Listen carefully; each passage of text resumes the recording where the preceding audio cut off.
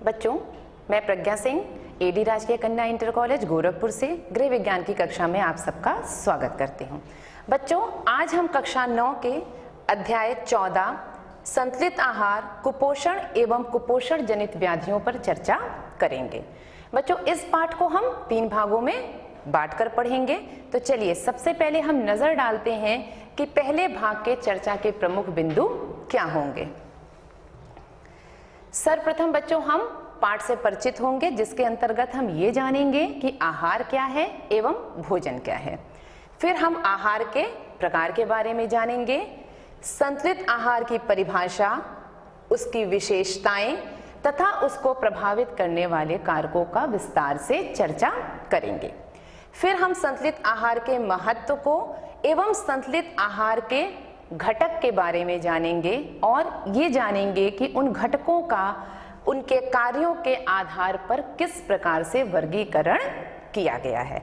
और अंत में बच्चों इस भाग से संबंधित कुछ अभ्यास प्रश्नों पर हम चर्चा करेंगे।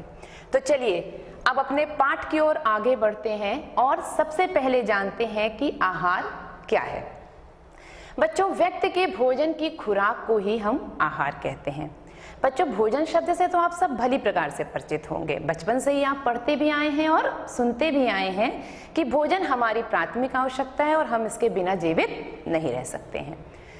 बच्चों, हमारा शरीर अपनी भोजन संबंधी आवश्यकता को भूख के रूप में प्रकट करता है, जिसे हम भोजन खाकर शांत कर देते हैं। एक बार में व्यक्ति अपनी भूख को शांत करने के लिए भोजन का जितना हिस्सा ग्रहण करता है उसी को हम आहार कहते हैं। भूख लगने पर व्यक्ति एक बार में जितना ग्रहण करता है, भोजन की वह मात्रा ही उस व्यक्ति के लिए आहार कहलाती है।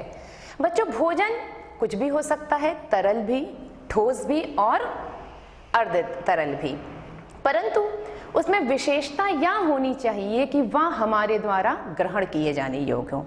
ग्रहण करने का अर्थ हमारे द्वारा चबाए जाने और निगलने से है, अर्थात जिस भोज्य पदार्थ को हम चबा सकते हैं एवं निगल सकते हैं वही हमारे लिए भोजन हो सकता है।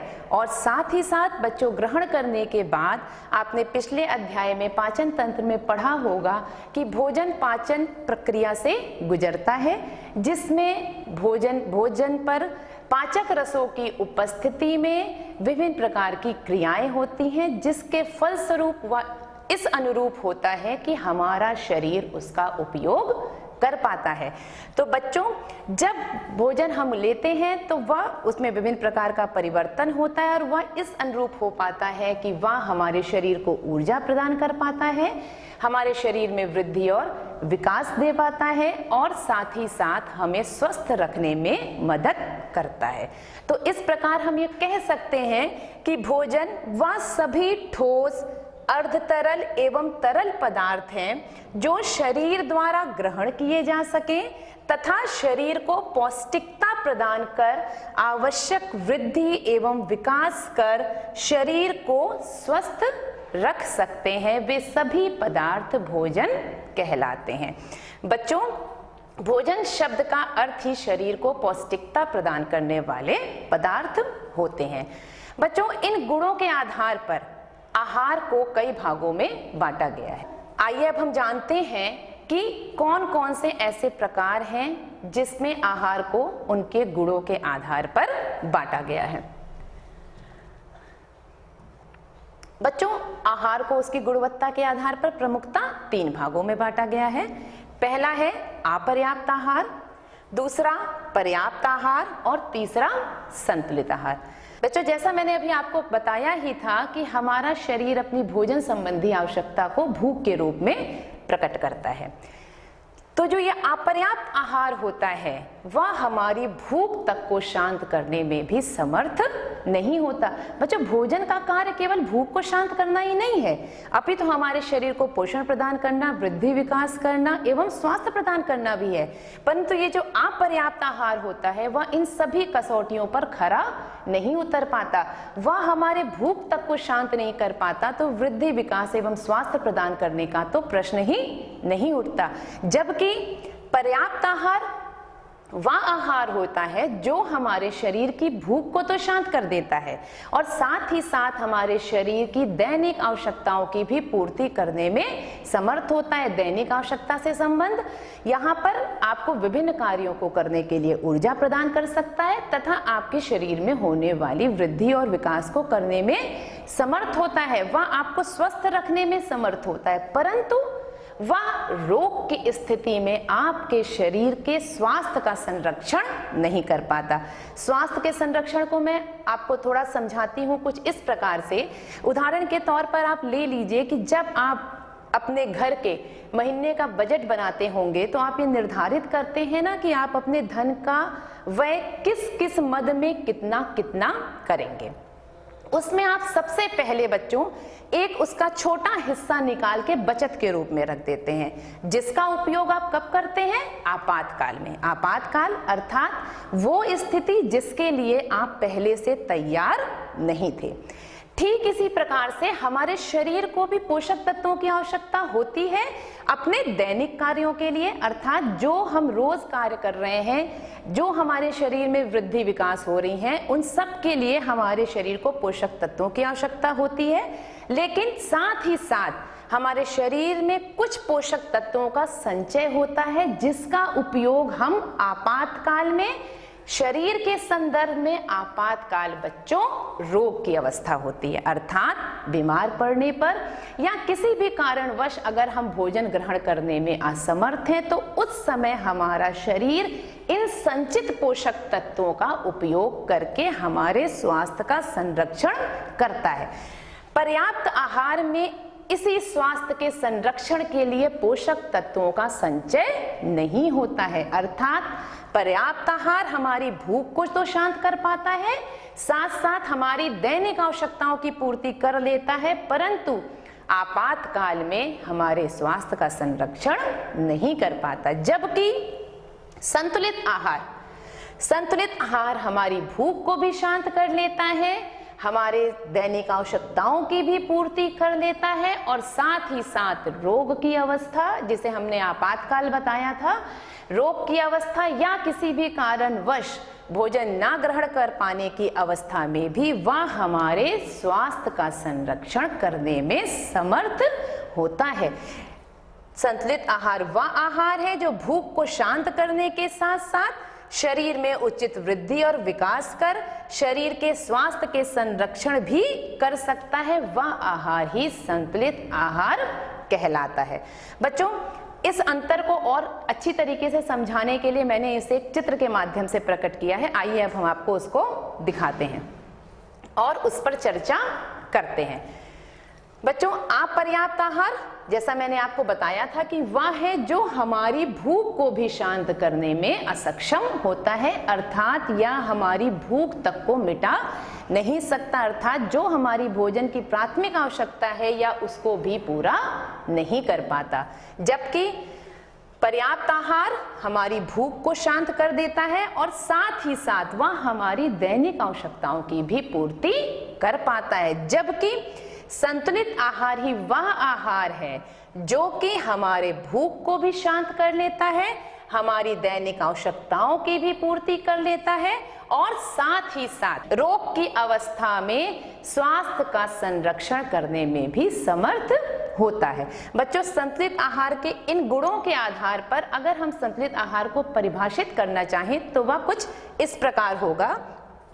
संतुलित आहार वह आहार है जिसमें शरीर की वृद्धि एवं विकास के साथ साथ स्वास्थ्य संरक्षण के लिए आवश्यक पोषक तत्वों की उचित मात्रा उचित अनुपात में सम्मिलित हो। बच्चों, उचित मात्रा का अर्थ है व्यक्ति विशेष के अनुसार। व्यक्ति विशेष के अनुसार जैसी हमारी आवश्यकता है, ऐसा जरूरी नहीं है कि भोजन संबंधी वही आवश्यकता आपकी हो, या कोई जरूरी नहीं है कि जैसी आपकी आवश्यकता हो वैसे ही आवश्यकता एक 4 से 5 साल के बच्चे की हो। क्यों?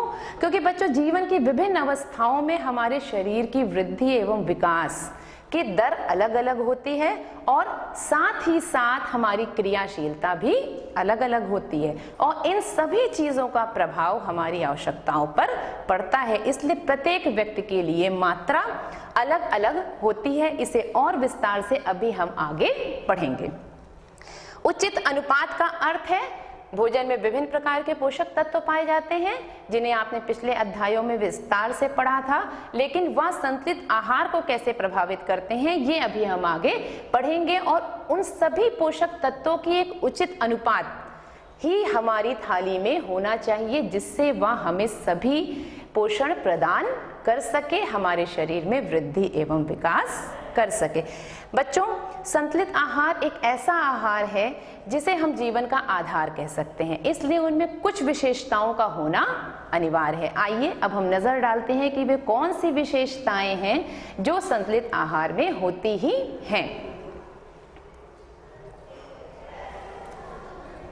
बच्चों, संतुलित आहार में पोषण प्रदान करने की क्षमता होती है, अर्थात वह हमें हमारे शरीर को विभिन्न प्रकार के कार्यों को करने के लिए ऊर्जा देने में समर्थ होता है। संतुलित आहार में शारीरिक वृद्धि एवं विकास अर्थात नई कोशिकाओं का निर्माण, जिसके फलस्वरूप हमारे शरीर में वृद्धि होती है, और विकास यानी पुरानी कोशिकाओं की टूट फूट की मरम्मत करने की भी क्षमता होती है। संतुलित आहार में स्वास्थ्य संरक्षण, जैसा मैंने अभी आपको बता ही दिया था कि रोग की अवस्था में भी वह हमें स्वास्थ्य प्रदान करने की क्षमता रखता है। संतुलित आहार में विभिन्न पोषक तत्व अर्थात प्रोटीन, वसा, कार्बोहाइड्रेट, विटामिन एवं खनिज लवणों की उचित मात्रा उचित अनुपात में उपस्थित ही होनी चाहिए। यह संतुलित आहार आयु, लिंग, श्रम आदि कारकों से प्रभावित होता है, अर्थात प्रत्येक व्यक्ति के लिए संतुलित आहार पृथक पृथक होता है। सभी व्यक्तियों के लिए एक जैसा आहार संतुलित आहार नहीं होता है। आइए बच्चों, हम जानते हैं कि वे कौन से कारक हैं जो संतुलित आहार को प्रभावित करते हैं, अर्थात अपना प्रभाव संतुलित आहार के निर्धारण में देते हैं। संतुलित आहार को प्रभावित करने वाले कारक निम्न हैं: आयु, लिंग, जलवायु, शरीर का आकार एवं बनावट, व्यवसाय, परिश्रम एवं क्रियाशीलता, स्वास्थ्य एवं विशेष शारीरिक अवस्थाएं। चलिए अब हम इन कारकों के बारे में विस्तार से चर्चा करते हैं। बच्चों, आयु, हमारे जीवन की अवस्थाएं अलग अलग हैं। हमने अभी आपको पहले भी बताया था कि विभिन्न अवस्थाओं में हमारी वृद्धि एवं विकास की दर भी अलग अलग होती है, साथ ही साथ क्रियाशीलता भी अलग अलग होती है। एक बच्चा जितनी उछल कूद भाग दौड़ करता है उतने वयस्क या प्रौढ़ अवस्था के व्यक्ति नहीं करते हैं। और बच्चों, हमारी क्रियाशीलता एवं हमारी वृद्धि और विकास हमारे पोषक तत्वों की आवश्यकता को प्रभावित करते हैं। इसलिए बाल्यावस्था में शारीरिक व मानसिक विकास तीव्र होने के कारण शरीर को निर्माण करने वाले तत्वों प्रोटीन और खनिज लवणों की आवश्यकता एक वयस्क या प्रौढ़ अवस्था के अपेक्षाकृत ज्यादा होती है। और बच्चों, विभिन्न आयु वर्ग के व्यक्तियों की क्रियाशीलता भी भिन्न भिन्न होती है, इसलिए उनकी ऊर्जा संबंधी आवश्यकता भी भिन्न भिन्न होती है। अब आइए हम देखते हैं कि लिंग किस प्रकार से संतुलित आहार को प्रभावित करता है।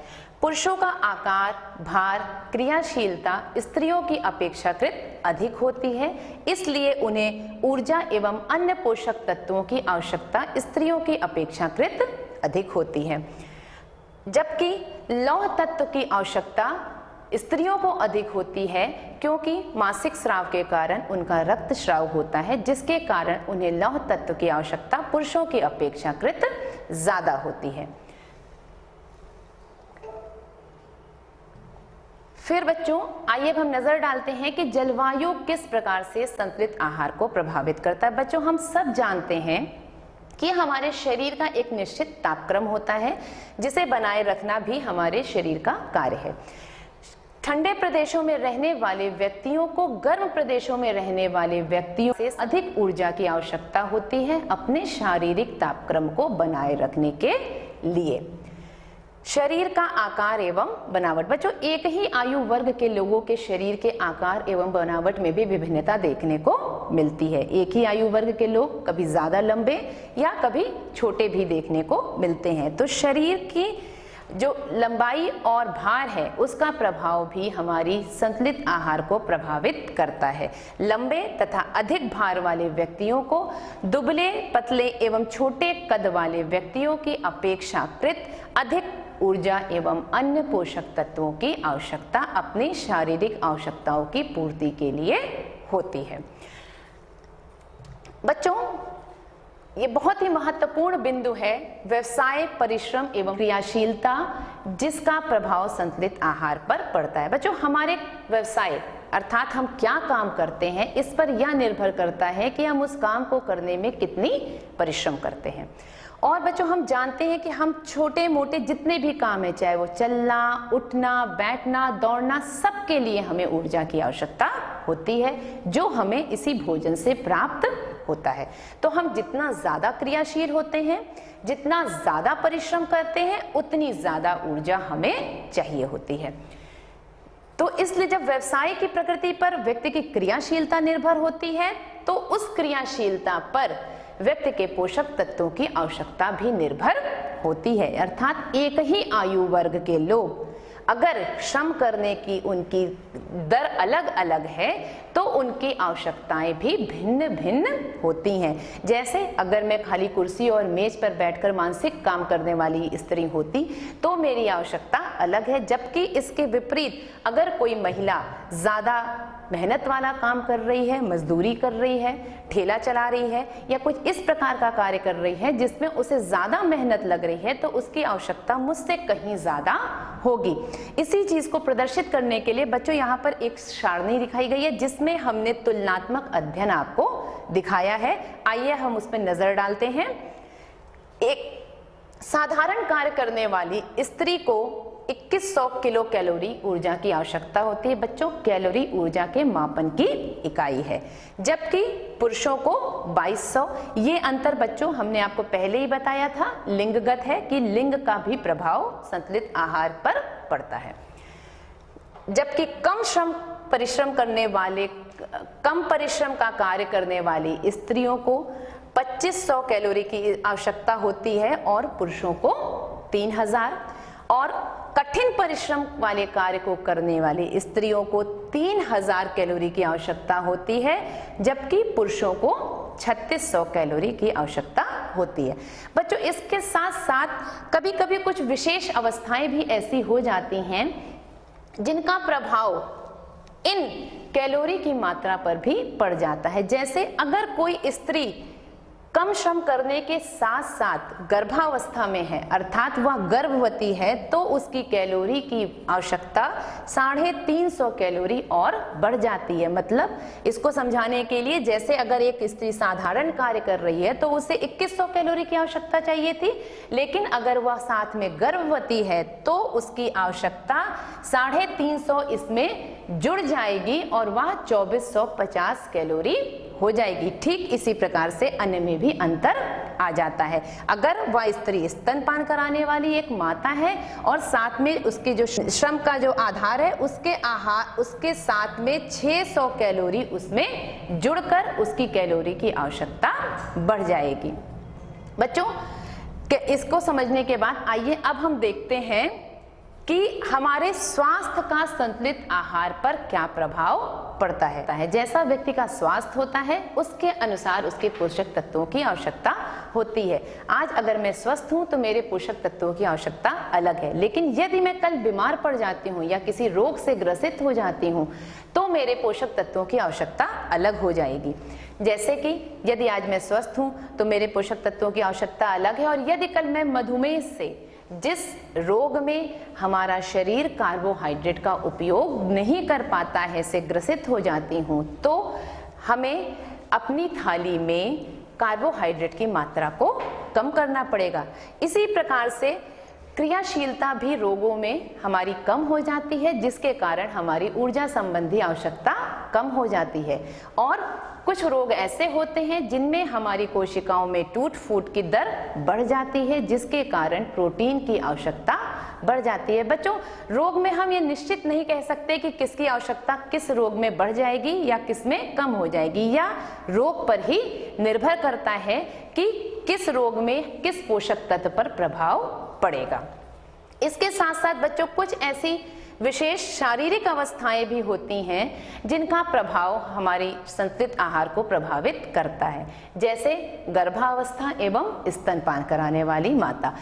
इस अवस्था में वह महिला अपने साथ साथ एक बच्चे के भी पोषण संबंधी आवश्यकताओं की पूर्ति करती है, इसलिए उनके पोषक तत्वों की आवश्यकता ज्यादा होती है। जबकि अन्य रोगों में या रोगों से ठीक होने के बाद की स्थिति और या ऑपरेशन के उपरांत की स्थिति में पोषक तत्वों की मात्रा अलग अलग देखने को मिलती है। इसका भी प्रभाव संतुलित आहार के निर्धारण को प्रभावित करता है। तो बच्चों, संतुलित आहार ही हमारे स्वस्थ जीवन के लिए अनिवार्य है और यह बहुत ही महत्वपूर्ण है। क्योंकि संतुलित आहार ही हमें आवश्यकता अनुसार भोजन की प्राप्ति कराता है। संतुलित आहार हमें आवश्यकता अनुसार पोषक तत्वों की प्राप्ति कराता है या हमें पूर्ण संतुष्टि प्रदान करता है। साथ ही साथ हमें रोगों से लड़ने की क्षमता भी देता है और हमारे स्वास्थ्य का संरक्षण करने की भी क्षमता हमें प्रदान करता है। बच्चों, संतुलित आहार स्वस्थ जीवन का आधार है। आइए अब हम देखते हैं कि संतुलित आहार के कौन से ऐसे घटक हैं, उनके बारे में चर्चा करते हैं। भोजन में पाए जाने वाले पोषक तत्वों को ही हम संतुलित आहार का घटक कहते हैं। पोषक तत्व वो पदार्थ हैं जो शरीर को समृद्ध करते हैं, ऊर्जा प्रदान करते हैं, ऊतकों का निर्माण एवं मरम्मत करते हैं तथा शरीर में होने वाली विभिन्न प्रकार की क्रियाओं का संचालन करते हैं। या कह सकते हैं कि इन पोषक तत्वों से ही आहार अपने विभिन्न कार्यों को करने में समर्थ होता है। इन पोषक तत्वों को मुख्यतः 6 भागों में बांटा गया है। पहला कार्बोहाइड्रेट, दूसरा प्रोटीन, तीसरा वसा, चौथा विटामिन, पांचवा खनिज लवण एवं छठा जल। बच्चों, ये पोषक तत्वों का हमारे शरीर में अलग अलग कार्य है। इनके कार्य करने की क्षमता अलग अलग है। कुछ हमारे शरीर को ऊर्जा प्रदान करते हैं, कुछ हमारे शरीर में निर्माण करने का कार्य करते हैं, अर्थात नई कोशिकाओं का निर्माण करते हैं और पुरानी कोशिकाओं की टूट फूट की मरम्मत करते हैं, तथा कुछ ऐसे होते हैं जो हमारे शरीर में होने वाली विभिन्न गतिविधियों के संचालन में मदद करते हैं और कुछ हमारी शरीर को प्रतिरोधक क्षमता प्रदान करते हैं, जिसके फलस्वरूप ही हम रोगों से लड़ने की क्षमता प्राप्त करते हैं। और इनको इन्हीं कार्यों के आधार पर 3 प्रमुख वर्गों में बांटा गया है। आइए अब हम देखते हैं कि वह प्रमुख 3 वर्ग कौन से हैं जिनमें इन पोषक तत्वों को बांटा गया है। पोषक तत्वों को इनके विशेष कार्यों के आधार पर 3 प्रमुख भागों में बांटा गया है। पहला है ऊर्जा प्रदान करने वाले तत्व, अर्थात वो तत्व जो हमारे शरीर को विभिन्न कार्यों को करने के लिए ऊर्जा देते हैं, वे हैं कार्बोहाइड्रेट्स एवं वसा। कार्बोहाइड्रेट एवं वसा का यह गुण होता है कि वह हमारे शरीर को ऊर्जा प्रदान करते हैं, जिसके फलस्वरूप हम अपने विभिन्न प्रकार के दैनिक कार्यों का संचालन करते हैं। शरीर के निर्माण करने वाले तत्व, अर्थात वे पदार्थ, वे पोषक तत्व जो हमारे शरीर में नई कोशिकाओं का निर्माण करते हैं, हमारी अस्थियों को में वृद्धि एवं विकास करते हैं, जिनके फलस्वरूप हमारे शरीर में वृद्धि एवं विकास देखने को मिलता है। वे पोषक तत्व प्रोटीन एवं खनिज लवण है। खनिज लवण एक समूह है जिसमें विभिन्न प्रकार के लवण समाहित हैं। तीसरा शारीरिक क्रियाओं के संचालन तथा सुरक्षा प्रदान करने वाले तत्व। जैसा मैंने आपको बताया ही कि हमारे शरीर में विभिन्न प्रकार की आंतरिक क्रियाएं स्वतः चलती रहती हैं, जिनका संचालन में भी ये पोषक तत्व महत्वपूर्ण भूमिका निभाते हैं और साथ ही साथ यही पोषक तत्व हमें विभिन्न रोगों से लड़ने की क्षमता देते हैं और हमारे शरीर को स्वास्थ्य एवं सुरक्षा प्रदान करते हैं। और ये तत्व हैं विटामिन एवं खनिज लवण। ये विटामिन भी एक समूह है जो दो प्रकार के होते हैं, कुछ जल में घुलनशील होते हैं और कुछ वसा में घुलनशील होते हैं। इन विटामिन और खनिज लवणों के बारे में आपने पिछले अध्याय में विस्तार से पढ़ा है। इनके अलग अलग कार्य होते हैं, जिस प्रकार ये आपके शरीर का संचालन करते हैं और उसमें महत्वपूर्ण भूमिका निभाते हैं। और बच्चों, इन पोषक तत्वों की उपस्थिति ही हमारे भोजन को इतना समृद्ध बनाती है कि वह अपने कार्य को करने में सक्षम हो पाता है। अर्थात हम ये भी कह सकते हैं कि अगर ये पोषक तत्वों की उचित मात्रा, उचित अनुपात में भोजन में उपस्थित नहीं है तो वह भोजन हमारे शरीर को पोषण एवं समृद्धि प्रदान नहीं कर सकता है। बच्चों, आज हमने संतुलित आहार को विस्तार से जान लिया कि संतुलित आहार ही वह आहार है जो हमारे जीवन का आधार है। बच्चों, संतुलित आहार पर को प्रभावित करने वाले कारकों के आधार पर इन पोषक तत्वों की मात्रा कैसे बढ़ती और घटती है, इनकी आवश्यकता हमारे शरीर को कैसे बढ़ती है और घटती है, इसके बारे में विस्तार से हम अपने अगले भाग में पढ़ेंगे। अभी हम संतुलित आहार से परिचित हो गए हैं, पर्याप्त आहार एवं संतुलित आहार के अंतर को भली प्रकार से समझ गए हैं और अब हम इस भाग से संबंधित कुछ प्रश्नों पर नजर डालते हैं। बच्चों, यहाँ पर आपको अभ्यास काल में 4 प्रश्न दिए गए हैं, जिसके उत्तर आपको लिखने का प्रयास करना है। पहला प्रश्न है, संतुलित आहार किसे कहते हैं? हमारे जीवन में इसका क्या महत्व है? बच्चों, आपको इस प्रश्न के लिए संतुलित आहार की परिभाषा देनी होगी तथा एक स्वस्थ जीवन में संतुलित आहार का जो महत्व है उसे विस्तार से बताना होगा। अगले प्रश्न में संतुलित आहार को प्रभावित करने वाले कारकों का वर्णन कीजिए। बच्चों, आपको जैसा बताया ही गया था कि बहुत से ऐसे कारक हैं जिनका प्रभाव संतुलित आहार के निर्धारण में पड़ता है, तो इस उत्तर में आपको उन सभी कारकों का विस्तार से वर्णन करना है कि वो कैसे अपना प्रभाव संतुलित आहार के निर्धारण में देते हैं। तीसरा प्रश्न, पोषक तत्व क्या है? इसमें आप बताएंगे कि पोषक तत्व वे पदार्थ हैं जो हमारे शरीर को समृद्ध करते हैं और उनके जो विभिन्न कार्य जिनकी चर्चा हमने की थी उसके आधार पर उनका वर्गीकरण किस प्रकार से किया गया है, इसको आप विस्तार से बताएंगे।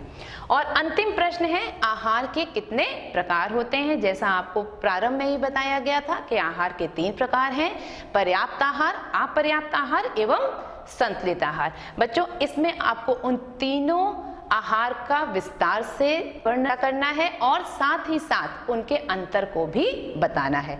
बच्चों, उम्मीद है आज संतुलित आहार, उसके महत्व, उसकी विशेषता, उसके घटक, उसको प्रभावित करने वाले कारकों से आप भली प्रकार से परिचित हो गए होंगे।